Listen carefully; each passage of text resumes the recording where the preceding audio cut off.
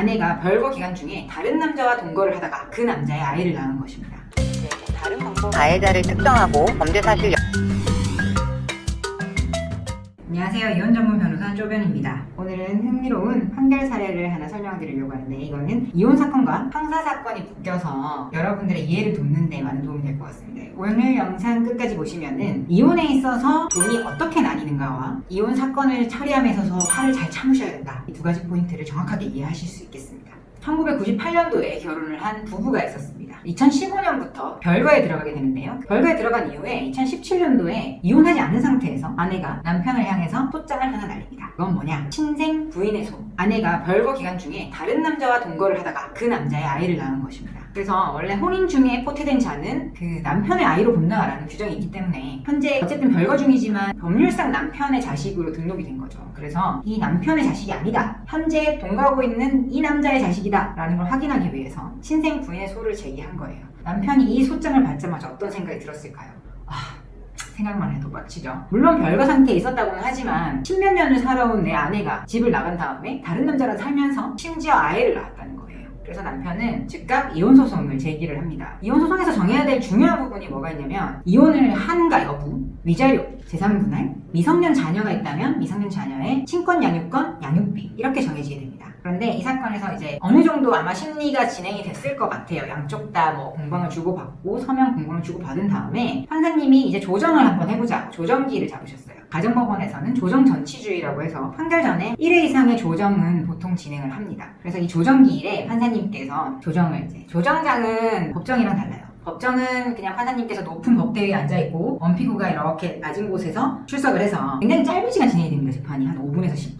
근데 조정은 다릅니다. 조정은 보통 30분에서 1시간 정도 시간이 주어지고 좀 깊은 얘기를 나누면서 서로 협의하는 과정이에요. 아마 이 기사에 따르면은 그 남편과 아내는 각자 편임한 변호사를 대동하고 조정장에서 판사님을 가운데 두고 만났을 겁니다. 그 자리에서 판사님은 어떤 걸 권유를 하셨느냐 이 부분 잘 들으셔야 돼요. 돈을 나누는 부분에 있어서 두 가지 쟁점이 있는 거죠. 이혼은 서로 하기로 이제 된 부분이니까 위자료와 재산 분할은 명백히 다릅니다. 위자료는 잘못한 사람이, 유책 배우자가 잘못하지 않은 사람에게 주는 위자하는 돈이에요. 그러니까 내가 잘못했으니까 너한테 주는 돈이다 라고 생각하시면 되고 재산 분할은 아예 다른 개념입니다. 재산 분할은 부부가 서로 결혼을 한 이후에 함께 이룬 재산을 아내, 남편, 기여도에 따라서 어떻게 나눌 거냐라는 거예요. 그러니까 재산 분할은 잘못하더라도 재산 분할을 받을 수 있다는 겁니다. 이 부분에서 일반인 분들이 오해가 있으신 거예요. 이 사건으로 돌아가자면 판사님이 이렇게 말씀하셨어요. 자, 아내가 별거 기간 중에 다른 남자와 동거해서 심지어 그 남자의 아이까지 낳았으니 위자료를 주는 것이 마땅하다. 위자료는 2천만 원 정도 아내가 남편에게 주되 10몇 년 동안 함께 살아온 재산이 있을 거 아닙니까? 재산 중에 대부분이 이제 남편 명의로 되어 있었던 걸로 보입니다. 그래서 남편이 아내에게 재산 분할로 3,700만 원을 줘라. 결국 어떻게 돼요? 아내는 남편에게 2천만 원, 남편은 아내에게 3,700만 원 주라 라는 조정 아니니까 결국은 플러스 마이너스 하면 남편이 아내에게 1,700만 원 주는 게 어떻겠냐라는 조정안을 제시를 하십니다. 물론 이게 판결은 아니에요. 하지만 어느 정도 이제 사건 기록을 다 보시고 판사님께서 권고하신 거기 때문에 좀 어느 정도는 합당한 그런 조정안이었을 거라고 보입니다.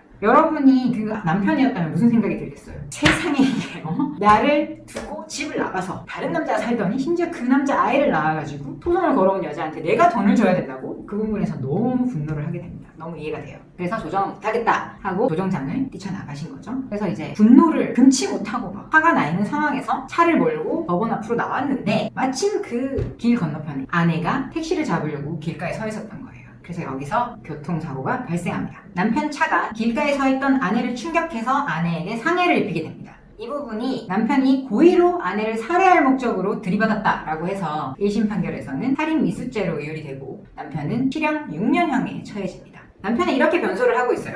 일부러 친 게 아니었어요. 저는 눈이 양쪽이 시력이 나빠서 안경을 안 끼면 운전을 할 수가 없는데 마침 그 자리에서 안경이 미끄러져서 떨어졌고 그 안경을 줍느라고 전방 주시를 못한 상태에서 충격을 했는데 보니까 아니더라. 이런 해명, 변명을 합니다. 재판부에서는 그게 좀 말이 안 된다고 보는 게 일단 전방이 아내인 줄 몰랐다라고 말을 했어요. 근데 방금 전에 조정장에서 20분 전에 만난 아내라면 뭐 인상착의, 어떤 옷을 입었는지 이런 거를 분명히 봤을 건데 그걸 몰랐을 리 없었다. 그리고 이 차가 사고 시점에서 갑자기 속력이 4배 정도 빨라졌다고 해요. 차량 속도가 11.9km에서 41.3km까지 급격히 빨라진 점. 그리고 이 사건을 목격한 목격자에 따르면 운전자가 술 취한 줄 알았어요. 이렇게 진술을 했다고 하거든요. 그래서 인도 쪽으로 마구 돌진했던 차량이 갑자기 멈춰서고 보통 사고가 탁 나면 놀라서 막 뛰어내리잖아요. 그런데 운전자가 바로 내리지도 않았다. 이런 진술들이 합쳐져서 이건 고의로 낸 사고다라고 판단이 내려졌다고 합니다. 현재 항소심 진행 중인데요. 항소심 결과는 또 어떻게 나올지 지켜봐야 될 것 같고요. 여기서 교훈은 여러분 그겁니다. 참을 인자 3개면 살인도 면한다고 하죠. 저는 그 남편분의 일단 그 날의 심경은 너무나 이해가 됩니다. 법리적으로야 어떻게 되든 간에 집을 나가서 다른 남자와 동거해서 아이를 낳아온 그 여자에게 내가 돈을 줘야 된다는 그게 너무 일반인의 상식으로 이해가 안 되는 거죠. 그 부분에서 너무 붕괴하신 거는 저도 100번 이해를 합니다. 다만 그 부분은 이혼 소송에 있어서 이런 부분이 감안되어야 된다라고 서면으로 좀 더 제출을 하고 변호사를 통해서 주장을 함으로써 그 여자한테 가는 재산 분할 금액을 감액하는 데 에너지를 쓰셨으면 좋았을 것 같고 순간적인 분노는 사실 꾹 참으시면 며칠 지나면 좀 내려가거든요.